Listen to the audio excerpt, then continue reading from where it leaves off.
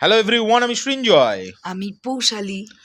আর এই রিভিউটার জন্য প্রচুর মেসেজ অলরেডি চলে এসেছে আমাদের হোয়াটসঅ্যাপে। দাদা রিভিউ কই, তুমি তো দেখলে প্রিন্স, এবং সেটি তাও আবার মধুমিতায়, যেটা নাকি সবাই বলে মেগাস্টারের ঘাঁটি। তো কেমন লাগলো সিনেমাটা, এবং সিনেমাটা আমাদের দেখার পর আমাদের প্রতিক্রিয়া কি, সেই বিষয়ক এই ভিডিওটি হবে। প্রথমেই বলে রাখি, শেষ পর্যন্ত যারা এই ভিডিওটি দেখতে পারবে ধৈর্য ধরে, কারণ আমরা তো কোনো রিভিউই ছোট করে করতে পারি না, তো তারা দয়া করে লিখো দাদা শেষ পর্যন্ত দেখেছি। ওটাই আমাদের সবচেয়ে বড় সাপোর্ট। আর সত্যি কথা বলছি, সাপোর্ট কথাটা বললাম বলে প্রথমেই বলে রাখি, আজকে যে ধরনের ভালোবাসা, যে ধরনের সম্মান, যে ধরনের আতিথেয়তা সাকিবিয়ানদের কাছ থেকে পেয়েছি এবং সিনেপ্রেমী মানুষদের কাছে পেয়েছি, সত্যি বলছি শরৎ মিউজিক ভেঞ্চার্স কৃতজ্ঞ। আমি কেন এই কথাগুলো বলছি, বলার কথা যার, আমি কেন বলছি, কারণ চ্যানেলটি খুলেছিলাম বহু বছর আগে, আমি চ্যানেলটির ওনার। তো আজকে একটু মালিকের জায়গাটা একটুখানি গর্ব হচ্ছিল নিজের চ্যানেলটা নিয়ে, যে এত মানুষ আমাদেরকে সাপোর্ট করে। আমরা শুধু ইন্ডিয়া থেকে বসে বসে দেখতাম আর ভাবতাম সত্যি কি এরা রিয়েল মানুষ, মানে রিয়েল হিউম্যান বিং আমাদের সাপোর্ট করে। অনেকে তো বটফট বলে আমাদের মাঝে মাঝে আবার। তো আজকে না সেটা পুরো ভেঙে গেল মধুমিতাতে গিয়ে, এবং আগামী বেশ কদিন আমরা আরও কিছু কিছু সিঙ্গল স্ক্রিনে যাব এবং আমরা ইনফর্ম করতে থাকবো। এবং এমনও আমাদের সঙ্গে এক্সপিরিয়েন্স হয়েছে, সেগুলো নিয়ে পরে কথা বলবো। হ্যাঁ, এই বিষয়ক একটা ভিডিও আমি পরে আলাদা বানাবো, এটা একটা অন্যরকম এক্সপিরিয়েন্স। তো লেটস স্টার্ট দ্য রিভিউ। ওকে, এই সিনেমাটা ডিরেকশন দিয়েছেন আবু হায়াত মাহমুদ। আমরা এখানে অভিনয় করতে দেখতে পাচ্ছি মেগাস্টার শাকিব খান, সঙ্গে নায়িকা হিসেবে দুজন, তাসনিয়া ফারিন এবং জ্যোতির্ময়ী কুণ্ডু। এছাড়াও ইম্পর্টেন্ট ক্যারেক্টারে অনেক গুণী অভিনেতারা, যেমন আমি এক এক করে সকলের নাম বলবার চেষ্টা করছি, যদি কারোর নাম মিস করে যাই so I am very sorry, আর তুমিও দেখো আমি যেন মিস না করি। বাংলাদেশ থেকে যদি বলি, বরদা মিঠু, শরীফ সিরাজ, ইন্তেখাব দিনার, এছাড়াও শহীদুল্লাহ সবুজ ভাই, রিগান ভাই। এ বাদেও বাংলাদেশ থেকে আমার আরও চেনা পরিচিত অনেক মুখ, যাদের কাজ আমি এর আগেও দেখেছি। কলকাতা থেকে যদি বলি, লোকনাথ দা, লোকাদা। এছাড়াও কলকাতারও আরও বেশ কিছুজন গুণী অভিনেতা অভিনেত্রীদের দেখতে পাওয়া গেল। অবশ্যই একজনের নাম মেনশন করতে হবে, কলকাতার পিয়ান সরকার। যারা প্রিন্স সিনেমাটা দেখেছেন, আমার মনে হয় পিয়ান সরকারের ক্যারেক্টারটা আপনার মধ্যে একটুখানি ছাপ ফেলে যেতে পেরেছে। কারণ যাই হোক, কারণটা ডিটেলসে পরে আসছি। এ বাদেও আমরা দেখলাম যে একটা খুব ছোট্ট ক্যারেক্টারে প্রডিউসারের মেয়ে আদ্রিনাকে, এ বাদেও আরও অনেকে ছিলেন, সবার নাম হয়তো নিতে পারলাম না এই ছবিতে, এই রিভিউতে। সরি, গল্পটা যদি ছোট করে বলি, আমাদের প্রত্যেকেরই জানা যে এটা 90s একটা গ্যাংস্টার ড্রামা।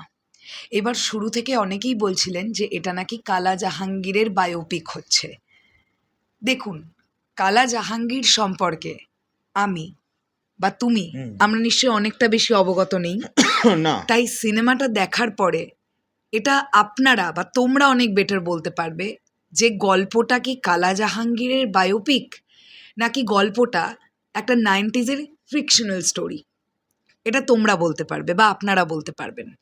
বাট গল্পটা যদি ছোট করে বলি, এখানে দেখানো হচ্ছে ইব্রাহিম, মানে মেগাস্টার শাকিব খানের যে চরিত্রটা, সে ধীরে ধীরে আন্ডারওয়ার্ল্ডে ঢুকে পড়ছে এবং কিভাবে সে ডন হয়ে উঠছে এবং তার প্রতিপত্তি কিরকম হচ্ছে, এবং তার সঙ্গে কারা কারা বিট্রে করছে বা কারা কারা তার সঙ্গে আছে, আর বেশি কিছু বলা যায় না। এন্ড সার্কামস্ট্যান্স, পলিটিক্স, সবকিছু মিশিয়ে ব্যাপারটা মিলিয়ে আলটিমেটলি ইব্রাহিম ওরফে প্রিন্স, সে কিভাবে বাংলাদেশের বিভিন্ন জায়গাগুলোকে দখল করছে এবং আলটিমেটলি কি হচ্ছে, এইটা জানার জন্যে আপনাদেরকে প্রিন্স সিনেমাটা দেখতে যেতে হবে। বাই দ্য ওয়ে, একটা কথা বলে রাখা ভালো যে প্রিন্স কিন্তু পার্ট 2 এর একটা হিন্ট দিয়েছে।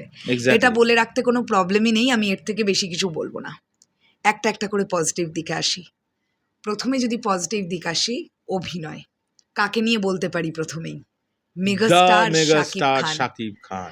মাই গড, প্রতিটা ফ্রেমে, প্রতিটা সিকোয়েন্সে মেগাস্টার শাকিব খানের প্রেজেন্টেশন, তার পারফরমেন্স, তার ফেসিয়াল এক্সপ্রেশন, তার ডায়লগ ডেলিভারি দারুণ। এবং যে অরা, এই যে 90s-এর একজন গ্যাংস্টার, ওই যে অরা, ওই যে সোয়াগ, যেভাবে ব্যাপারটাকে প্রেজেন্ট করা হয়েছে, মেগাস্টারের performance it's too good. Again তিনি আবার একবার বুঝিয়ে দিলেন যে তিনি কত ভালো মাপের একজন অভিনেতা। এই ক্যারেক্টারটার মধ্যে বেশ কয়েকটা শেড ছিল, বাট সবচেয়ে বেশি ইম্পর্টেন্স দেওয়া হয়েছে এই গ্যাংস্টার, মানে এই সোয়াগ ক্যারেক্টারটাকে। বা এই ক্যারেক্টারটার সঙ্গে যখন খারাপ কিছু হচ্ছে সে রেগে যাচ্ছে, সে প্রচণ্ড উগ্র হয়ে যাচ্ছে, এই দিকগুলোতেই ডিরেক্টর বেশি ফোকাস করবার চেষ্টা করেছেন এবং মেগাস্টারের পারফরমেন্স দারুণ হয়েছে, দুর্দান্ত। এবার যদি তার পরবর্তীতেই আমি নায়িকা নিয়ে কথা বলি, বাই দ্য ওয়ে অভিনেতাদের নিয়ে কথা বলেছি আমি, দিব্যেন্দুদার নাম বলিনি, আই এম ভেরি সরি।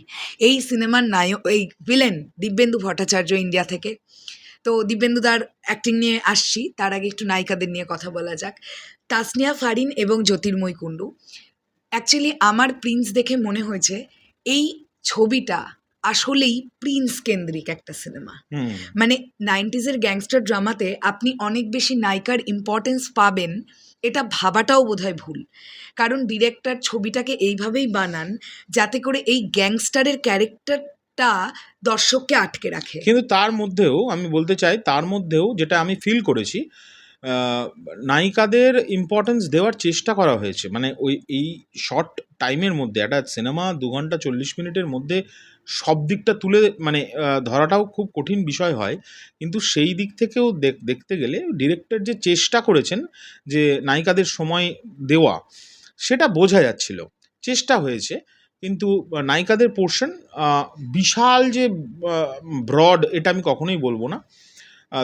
বরঞ্চ সেই অর্থে জ্যোতির্ময়ীর পার্টটা বেশ খানিকটা বড় আমাদের তাসনিয়া ফারিনের চেয়ে। কিন্তু তাসনিয়া ফারিনকে এটা আমার পার্সোনাল মত বলছি, আমার জ্যোতির্ময়ীর থেকে একটু বেশি ভালো লেগেছে, মানে একটু ম্যাচিওর লেগেছে, প্রমিস করছে আমাদেরকে, মানে পারফরমেন্সে প্রমিস করছে, এক্স্যাক্টলি মানিয়েছে ক্যারেক্টারটাকে, ভালো লেগেছে। জ্যোতির্ময় খুব ভালো, কিন্তু জ্যোতির্ময়ের মধ্যে না বিষয়টা দাঁড়িয়েছে একটা কিউটেস্ট ব্যাপার একটা রয়ে গেছে, এবং সেটা কিছু সময়ে সিনেমার কিছু পোর্শনে যেখানে একটু ম্যাচিওরিটির প্রয়োজন, সেই জায়গাটাই আমার মনে হয়েছে জ্যোতির্ময়কে এটা আমার খারাপ লাগেনি। কেন খারাপ লাগেনি? বিকজ এর পরেও আরো সিনেমা, এটা নিয়ে ওর এটা সেকেন্ড ফিল্ম সবে মাত্র, তো তাই আমি আশা করব নেক্সট সিনেমাতে আরো উন্নতি করবে। বাট এই জ্যোতির্ময়কে নিয়ে কথা হচ্ছে বলে বলি, মেগাস্টারের সঙ্গে দেখতে কিন্তু জ্যোতির্ময়কে খুব দারুণ লেগেছে, খুব মিষ্টি লেগেছে, এবং ফারিনের সঙ্গেও দেখতে ভালো লেগেছে মেগাস্টারকে। আচ্ছা, দুজন নায়িকাকে নিয়ে কথা হলো, পারফরমেন্স আমি যদি দিব্যেন্দুদা নিয়ে বলি, দিব্যেন্দুদা এই ছবিতে ভিলেন ক্যারেক্টার। দিব্যেন্দুদার যতটুকু স্ক্রিন প্রেজেন্টেশন ছিল, দিব্যেন্দুদা তার 100%টা দিয়েছেন, তার ডায়লগ ডেলিভারি, এবং যেহেতু আফগানি পাঠান তাই সবসময় এই ক্যারেক্টারটা বাংলা ভাষায় কথা বলে না, হ্যাঁ, কিছু কিছু জায়গায় হিন্দি বলে, বাংলা বলে, উর্দু বলে। যেভাবে ক্যারেক্টারটার প্রেজেন্টেশন হয়েছে ভাল লেগেছে, বাট আমার মনে হয়েছে ভিলেনের অ্যাপিয়ারেন্স ছবিতে একটু কম হয়ে গেছে, এটা আমার মনে হয় মেন ভিলেনের, মানে দিব্যেন্দুদার ক্যারেক্টারটার। এর পরবর্তীতে যদি আমরা আলোচনা করি পিয়ান সরকারকে নিয়ে, আমার মনে হয়েছে এটা নিয়ে আমি কমেন্ট করতে চাই, বিকজ পুরো সিনেমার মধ্যে one of the most important character আমার মনে হয়েছে সেটা হচ্ছে পিয়ান সরকার। এবং বেশ কিছু জায়গায় যে ওর শেডস চেঞ্জ হয় গল্পের নিরিখে, সেই শেডগুলো ও যেভাবে প্রেজেন্ট করেছে মাইন্ড ব্লোয়িং। মানে হলের মধ্যে আমি এরম হয়ে গিয়েছিলাম, এটি দুর্দান্ত পারফরমেন্স। মানে পিয়ান যে আমাদের ইন্টারভিউতে বলেছিল যে ওর ক্যারেক্টারগুলো শেডস আছে ডিফারেন্ট ক্যারেক্টারটার, তো সেটা একদম ভিজুয়ালি প্রুভড যে ওর নিজেকে ওটা প্রমাণ করতে পেরেছে। এর পরবর্তীতে কথা বলি লোকাদাকে নিয়ে, মানে লোকনাথ দা স্ক্রিন প্রেজেন্টেশন এই ছবিতে বেশ অনেকটা তুফানের চেয়ে বেশি এক্স্যাক্টলি, এবং লোকনাথ দা নিজের জায়গা থেকে বেশ ভালো। এছাড়াও রাশেদ মামুনুর অপুর কথা যদি বলি, আরও যারা আছেন তারা প্রত্যেকে, বরদা মিঠু থেকে শুরু করে যারা আছেন তারা প্রত্যেকে, সবুজ ভাই, তারা প্রত্যেকে নিজেদের জায়গায় নিজেদের ক্যারেক্টারগুলোকে সুন্দরভাবে এস্টাবলিশড করবার চেষ্টা করেছেন, এবং তারা মোটামুটি পেরেছেন সেটা, হুম। মানে ক্যারেক্টার আরো একজনের কথা বলতে আমরা ভুলে আছি, বিশ্বজিৎ দা, আমাদের ইন্ডিয়ার Right, একজন অ্যাক্টর। right. সে একটা ছোট ক্যারেক্টার করেছেন, কিন্তু বেশ ইম্প্যাক্টফুল, মানে দেখলে মনে রাখবে তোমরা, বা Exactly. এরম একটা ক্যারেক্টার করেছে। এইবার আমি একজনের নাম বলতে চাই যার অভিনয় আমায় সত্যি মুগ্ধ করেছে। আপনারা যারা প্রিন্স দেখেছেন তারা বুঝবেন, যারা প্রিন্স দেখেননি তাদের আমি এখনই বলবো না। একটি বাচ্চা মেয়ের ক্যারেক্টার আছে এই ছবিতে, বাচ্চা মেয়ে ইন দ্য সেন্স একদম বাচ্চা, কিন্তু ছোট্ট মেয়ে, মানে 10-11 বছরের একটা বাচ্চা। ওই বাচ্চা মেয়েটা হচ্ছে, তার নাম আদ্রিনা। প্রডিউসার শিরিন সুলতানা, এই সিনেমার যিনি প্রডিউসার, তার মেয়ে। বাট আপনারা ওর অ্যাক্টিং দেখবেন, ও কি ম্যাচিওর একটা পারফরমেন্স দিয়েছে এই ছবিতে। আমি যখন থেকে জানতে পেরেছিলাম যে আদ্রিনা একটি ক্যারেক্টার করেছে, আমার মনে হচ্ছিল যে এইরকম একটা লার্জার দ্যান লাইফ ছবিতে ও বাচ্চা মেয়ে, একটা ছোট্ট মেয়ে, ও একটা ইম্পর্টেন্ট ক্যারেক্টার পেয়েছে আমি শুনেছিলাম, তো ও কেমন করবে আসলে। এক্স্যাক্টলি। বাট আমি ওর পারফরমেন্স দেখে, আমি কেন বলবো, আমরা ফিউচারের ওর- অভিনয়, মানে ও একদম ফিউচারের এস্টাবলিশড অভিনেত্রী আমি দেখতে পাচ্ছি, মানে একদম Exactly. গ্যারান্টি। খুব ভালো অ্যাক্টিং করেছে। এছাড়াও আরও যারা যারা কাজ করেছেন তারা প্রত্যেকে অ্যাক্টিংয়ের দিক থেকে ভালো, ঠিকঠাক। এবার চলে আসি আমরা বিজিএম নিয়ে। ওকে, সিনেমার বিজিএম বেশ কিছু জায়গায় আমার গুজ বাম্পস হয়ে গিয়েছিল, এবারে খাড়া হয়ে গিয়েছিল গায়ের লোম, এ নিয়ে কোনো ডাউট নেই। আর বেশ কিছু জায়গায় আমার মনে হয়েছে কিছু কিছু জিনিস না এইবার রিপিটেশন হচ্ছে ব্যাকগ্রাউন্ডের। যিনি করেছেন আরাফাত মহসিন নিধি, তিনি দুরন্ত একজন মিউজিশিয়ান। আমি ওনাকে কম্পোজার হিসেবে বেশি নাম্বার দিই। আমি ওনার ডিরেকশনের কাজটা এখনও দেখিনি, তাই আমি ওনাকে সেটা নিয়ে কমেন্ট করব না। বাট আমার মনে হয়েছে ওনার একটু এবার একটু, মানে আমি অ্যাজ আ মিউজিশিয়ান হিসেবে কথাটা বলছি, একটু ডিফারেন্ট কিছু একটু ভাবা যেতে পারে। মানে একটা সময় এরকম আসে যে একটা পার্টিকুলার পিস, হুম, একটা পার্টিকুলার অংশ বারবার ছবির মধ্যে রিপিট হতে থাকে, ব্যাকগ্রাউন্ড স্কোর, হুম। যেটা দুবার ভাল লাগে, তিনবার ভাল লাগে, কিন্তু বারবার যদি সেটা হয় সেটা মোনোটোনাসের জায়গায় হ্যাঁ, চলে হ্যাঁ, যাচ্ছে। তো বিজিএম না, আমি আরেকটু বেটার এক্সপেক্ট করেছিলাম। হুম। কিছু কিছু জায়গায় খুব ভালো, খুবই ভালো, কিছু কিছু জায়গায় ঠিক মনটা হ্যাঁ, ভরেনি, হ্যাঁ। মনটা ভরেনি। এইবারে যে পোর্শনটা নিয়ে কথা বলবো, অ্যাকশন, লার্জার দ্যান লাইফ ছবি, অ্যাকশন কেমন হলো, এটা অবশ্যই অনেকের প্রশ্ন থাকবে। বন্দুক নিয়ে গুলিগালা বা কাটাকাটি, ছেঁড়াছিড়ি, এই জিনিস বেশ ভালো, বেশ ভালো, মানে খুবই বেশ ভালো। ভালো। এবং আমি এটা বলতে চাই, একটা অ্যাকশন ভরপুর ছবি, মানে এই ধরনের অ্যাকশন ভরপুর ছবি, মানে 10 মিনিট 5 মিনিট অন্তরই Exactly. গুলিগালা আর আছে। এটা কিন্তু শুধু অ্যাকশন ফিল্ম না, অবশ্যই এটা একটা ভায়োলেন্ট ফিল্ম, হ্যাঁ, হ্যাঁ, মানে ভায়োলেশন আছে এই ছবিতে, ভালো অবশ্যই। লেভেলের আছে। কিন্তু মিস করেছি হ্যান্ড টু হ্যান্ড ফাইট, হ্যাঁ, একটু বেশি হলে ভালো হতো। মানে আছে, বড্ড অল্প। বড্ড অল্প। একটু হ্যান্ড টু হ্যান্ড ফাইট যদি আরেকটু হতো, বেটার হতো। এরপরে আমরা কথা বলি হচ্ছে কালার গ্রেডিং নিয়ে। কালার গ্রেডিংয়ে আমার যেটা খুব ভাল লেগেছে, এই যে এটা একটা 90s-এর গল্প না, 90s-এর পিরিয়ডটা কালার গ্রেডিংটা আমাদেরকে বিলিভ করায়। এক্স্যাক্টলি। মানে একটা কোনো জায়গায় ডার্ক একটা ইয়েলিশ টোন, একটা রেট্রো ফিল দেবার চেষ্টা করা হয়েছে 90s-এর সময়টাকে। স্পেশালি তুই ওই লাইটের কাজটা নিয়েও বলতে হবে আমাদের, লাইট অ্যান্ড লাইটস Exactly, যে exactly. কাজটা, মানে ওই যে ওই শটটা যেটাই নীল আলো। নীল আলোর একটা, আমরা Exactly. ডিটেল বলছি না, যারা দেখেছো আপনারা হলে বুঝতে পারবেন। প্রথমে যে পোস্টারটা ড্রপ করা হয়েছিল মেগাস্টার শাকিব খান এবং তাসনিয়া ফারিনের 16 days to go বলে, ওখানে আমরা দেখতে পেয়েছিলাম না দুজন ক্যারেক্টার দাঁড়িয়ে আছে, এই দুজন। ওটা দুর্দান্ত লাইটিং তো আছে ওই ওটা, পার্টিকুলার জায়গা, তারপরে বাড়ির লাইটিং, বাড়ির বাইরেটার লাইটিং, লাইটিং এর কাজ খুব ভালো হয়েছে। কালার গ্রেডিংও কিন্তু খারাপ হয়নি, ভালো হয়েছে, বোঝা যাচ্ছে যে তারা রেকটিফাই করেছে। মানে ইভেন ভিএফএক্সও, বিফোর টিজার কালার গ্রেডিং বা ভিএফএক্স সিজিআইয়ের কাজ নিয়ে অনেকের একটা অভিযোগের জায়গা ছিল, বাট আপনারা যখন বড় পর্দায় দেখবেন ছবিটা, তখন কিন্তু এই অভিযোগগুলো আশা করা যাচ্ছে আর আপনাদের মধ্যে থাকবে না। তারপরেও আমি বলছি, আমাদের মাথায় রাখতে হবে এটা বাংলা সিনেমা। কখনোই আমরা একটা 500 কোটি 600 কোটি টাকার একটা বলিউড ফিল্ম বা সাউথের সিনেমার সঙ্গে একটা 10 কোটি বা 12 কোটি বা 14 কোটির বাংলা সিনেমার ভিএফএক্স সমানভাবে দেখতে পারি না, পাবো না। কারণ যত ফ্যালো করি মাখো তেল, এটা একটা পরিষ্কার কথা। তো বাংলা ভাষার ইন্ডাস্ট্রিতে বাজেট যেরকম বিনিয়োগ হয় সেভাবেই ভিএফএক্স বা সিজিআই হবে। তারপরেও আমি বলছি যে ব্যাপারটাকে রেকটিফাই করা হয়েছে এবং পলিশ করা হয়েছে, ভালো লেগেছে যেটা Exactly. দেখতে। হ্যাঁ, আচ্ছা, এইবার যদি আমরা কি নিয়ে কথা বলবো, ছবির গানগুলো সবচেয়ে বেশি শুনতে ভাল লেগেছে হচ্ছে পার্টি সংটা, মানে হচ্ছে জ্বালা জ্বালা। আহা হা হা এটা আমি তো সবচেয়ে বেশি বিশ্বাসই ভালো করতে লেগেছে। পারছি না এখনো যে রুনা লায়লাজির গলা ওটা, মানে একজন ৮০ বছর বলতে নেই, আমি এজ শেমিং করছি না, শি ইজ লিজেন্ড। হ্যাঁ লিজেন্ড। তো 80 ইয়ার্স একজন 80 ইয়ার্সের ঊর্ধ্ব একজন মহিলা, তার ভয়েসটা ফারিনের মতো একটা বাচ্চা মেয়ে মুখে একদম ফারিন ফারিন গাইছে মনে হচ্ছে, মানে কি একদম পলিশ ইয়াং, লাগছে, কি পলিশ লাগছে পুরো ব্যাপারটা। এবং প্রীতম হাসানের কম্পোজিশনটাও ভালো হয়েছে দুরন্ত। পুরো ছবির মধ্যে। আমার কিন্তু এই পার্টি সংটা সবচেয়ে বেশি ভালো লেগেছে। গানের ইনপুট ছবির মধ্যে ভালো, বেশ ভালো। গল্পের সাদৃশ্য রেখে রেখে গানগুলো আসছে, মনে হয়নি যে জোর করে দুম করে গান ঢুকিয়ে দেওয়া হলো, এটা একেবারেই নয়। এটা ভালো লেগেছে। আচ্ছা, এরপরে নেগেটিভ দিক যদি বলি, ছবির নেগেটিভ দিক কি নেই? আছে। ছবিটার ফার্স্ট হাফ ঝুল, ছবিটার হ্যাঁ। ফার্স্ট হাফ দর্শককে অ্যাট্রাক্ট করতে পারে কম। আমাকে অ্যাটলিস্ট ছবির ফার্স্ট হাফটা একটু কম অ্যাট্রাক্ট করতে পেরেছে। ছবির সেকেন্ড হাফটা রান নিতে শুরু করে, সেকেন্ড হাফ থেকে গল্পটা এনগেজিং। এনগেজিং। ফার্স্ট হাফটা হচ্ছে আসলে এটা কারণ গল্পটার বিল্ড আপের প্রয়োজনে হতে পারে। হ্যাঁ হ্যাঁ আমার মনে হয়েছে বিল্ড আপের প্রয়োজনই হয়েছে, কারণ বিল্ড আপ দিতে হয়তো একটা হ্যাঁ। এরকম ধরনের গল্পকে কি করে সে মেগাস্টার কিভাবে ডন হয়ে উঠছেন, এগুলো ছোট ছোট ছোট ছোট করে যেতে যেতে গল্পটার ইন্টারভ্যাল পর্যন্ত গেছে। তারপরে ওনার যে মানে ভয়ঙ্কর একটা দিক, সেটা একদম মানে প্রকাশ্যে বেরিয়ে এসছে। এক্স্যাক্টলি।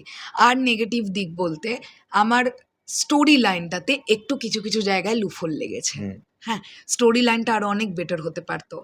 আমার যেন কোনো কোনো জায়গায় একটু খাপছাড়া লেগেছে, যেন আমি মেলাতে পারলাম না এটা কেন, এটা যদি হয় তাহলে ওটা কেন, ব্যাপারটা না সিঙ্ক করেনি, লিঙ্ক করেনি আমাদের কাছে, ব্যাপারটা কিছু কিছু জায়গায় ক্লিয়ার নয়।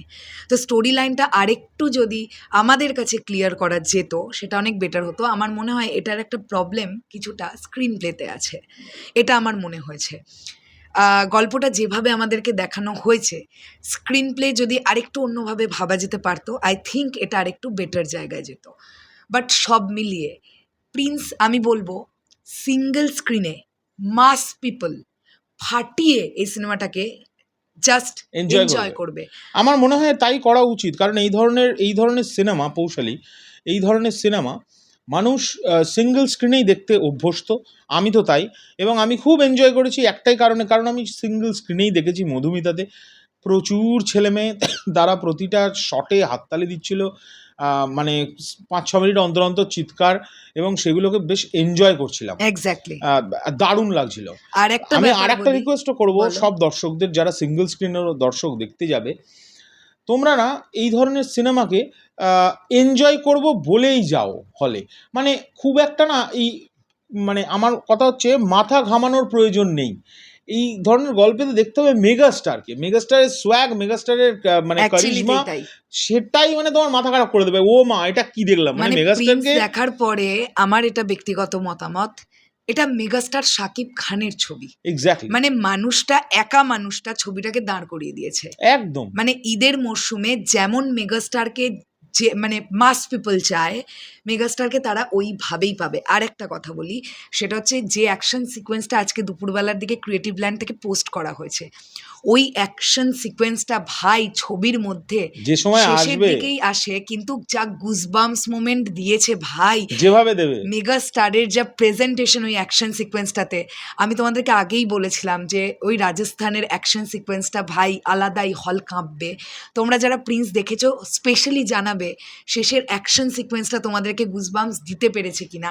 আর যারা দেখেননি তাদের বলবো আপনারা দেখুন, অ্যাকশন সিকোয়েন্সটা দেখুন। আর এটাও বলবো যে এই যে অনেকের ধারণা না যে মেগাস্টারকে নিয়ে নানান রকম মন্তব্য করে, আজকে উনি এটা প্রমাণ করে দিয়েছেন। বস ওনাকে জিনিসপত্র ঠিকঠাক দিলে উনিও সাউথ ইন্ডিয়ান ফিল্মের মতোই কাজ করতে পারেন। এক্স্যাক্টলি। এবং উনি সাউথ ইন্ডিয়ান ভাষা পর্যন্ত বলছেন একটু একটু। আমার এত ভালো লেগেছে ওটা। এবং এই হলে ওই মোমেন্টটা যে কি সৃষ্টি হয়েছে আমি বলে বোঝাতে পারবো না। এক্স্যাক্টলি। আমরা দুটো সেকশন একটু বাদ চলে গেছি। এক হচ্ছে আর্টের কাজ, অবশ্যই বলা উচিত, কারণ 90s-এর ছবি, 90s-এর পিরিয়ডটা দেখাচ্ছে। আর্টের কাজ খুব প্রমিসিং লেগেছে আমার। দারুণ। মানে আমার কোনো জায়গা দেখে মনে হয়নি যে এ বাবা এখানে এরকম গাড়ি কেন, এ বাবা এখানে এইরকম এই ইকুইপমেন্টটা কেন, বা এটা এরকম কেন, 90s ফিলটা আমাদের করাতে পারে। একদম। আমার একটা ডাউট ছিল, সেটা হচ্ছে একটা দৃশ্য আছে, একটা শপিং মলের সিন আছে, আমার ওটা নিয়ে একটু ডাউট ছিল যে 90sে কি আসলেই ওরম স্মার্ট শপিং মল ঢাকায় ছিল। তারপরে আমি খোঁজ খবর নিয়ে জানতে পারলাম যে 90sেও ছিল। তো সেটাও কিন্তু গল্পের সঙ্গে সাদৃশ্য রেখেই করা, যেটা এবং কিন্তু ভালো লেগেছে। লাস্টে হচ্ছে আমাদের কস্টিউম কস্টিউম অ্যান্ড মেকআপ, দারুণ হয়েছে। কস্টিউম অ্যান্ড মেকআপ, মেকআপ তো দুর্দান্ত সবুজ হয়েছে। ভাই অ্যান্ড অমিত আম্বরকর। আমি প্রতিটা ক্যারেক্টারের মেকআপ নিয়ে প্রশংসা করতে পারি, স্পেশালি মেগাস্টার শাকিব খান। ওরে বাপরে বাপ! অ্যান্ড কস্টিউম, মেগাস্টারকে যে কোনো অ্যাঙ্গেল যে থেকে কোনো দেখতে কিছুতে ভালো। দেখতে ভাল লাগে। মেগাস্টার যতবার আমি তো আবারও বলছি, এটা মেগাস্টারের ছবি। মানে আপনারা এরকম সিকোয়েন্স বা সিন অনেক কম পাবেন যেখানে সাকিব ভাইয়া উপস্থিত নেই প্রিন্সে। কাজে এটা স্পেশালি সাকিবিয়ানদের জন্য একটা বিশাল এন্টারটেনমেন্টের ছবি, এবং ঈদের জন্য একটা বেস্ট Best। ছবি মনে হয়। আমি আবারও বলছি, এই ধরনের লার্জার দ্যান লাইফ ছবি আপনারা দেখতে বসে লজিক খুঁজবেন না, আপনারা জাস্ট বিনোদিত হবার জন্য বসুন। এক্স্যাক্টলি। হ্যাঁ, তারপরেও দেখুন এখন যেহেতু সোশ্যাল মিডিয়া অনেক বেশি অ্যাক্টিভ, দর্শক তাদের পয়সা দিয়ে টিকিট কেটে সিনেমা দেখে, তো দর্শকের বলার রাইট আছে কার কেমন লেগেছে। তারপরেও আমি এটা বলবো যে মেগাস্টার শাকিব খানের ছবি দেখতে যাচ্ছেন ভেবে এই ছবিটা দেখতে যান, আপনি এনজয় করতে করতেই বেরোবেন। কারণ ছবিটার শেষটা, ক্লাইম্যাক্সটা আপনাকে একটা অন্য টানজেনে নিয়ে চলে যাবে, হ্যাঁ, যেটা কিন্তু দারুণ ব্যাপার।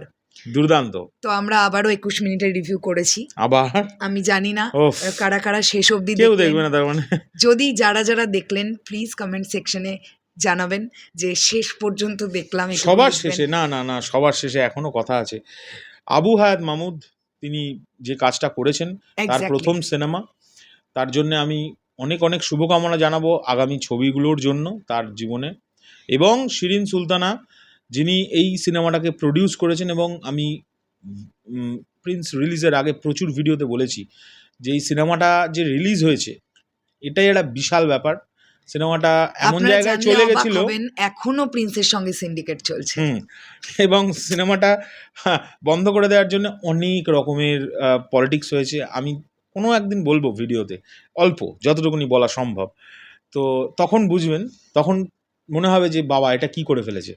তো যাই হোক, এখন এসব বলার সময় নয়, এখন ঈদ এনজয় করুন, আমরাও এনজয় করি বাংলাদেশ Exactly. থেকে ঈদ, এবং প্রিন্সকে এনজয় করতে হবে। আগামীকাল কোনো একটা হলে আবার আসছি আমরা, এবং Exactly. সেটাও আমরা তবে ফেসবুকে আমাদের পোস্ট করে যাওয়ার দেবো। ইচ্ছা কিন্তু সিঙ্গেল স্ক্রিনে। হ্যাঁ, আমি আজ মধুমিতায় যা উন্মাদনা দেখেছি ভাই, আমি অনেস্টলি বলছি আমি সিঙ্গেল এবং স্ক্রিনেই সাকিবিয়ানদের একটা করো হস্তে এরকম একটা প্রণাম জানাচ্ছি। যে বস, পরিমাণ ভালোবাসা আজকে ওফ, পেলাম, আমরা ঋণী। এটা তোমাদের নিয়ে কাছে পরে ভিডিও কৃতজ্ঞ। করবো, এটা আলাদা এক্সপিরিয়েন্সের ভিডিও। চলো চলো, এখনকার জন্য চললাম। যারা প্রিন্স দেখেছো কেমন লেগেছে জানিও। অবশ্যই জানিও। টাটা।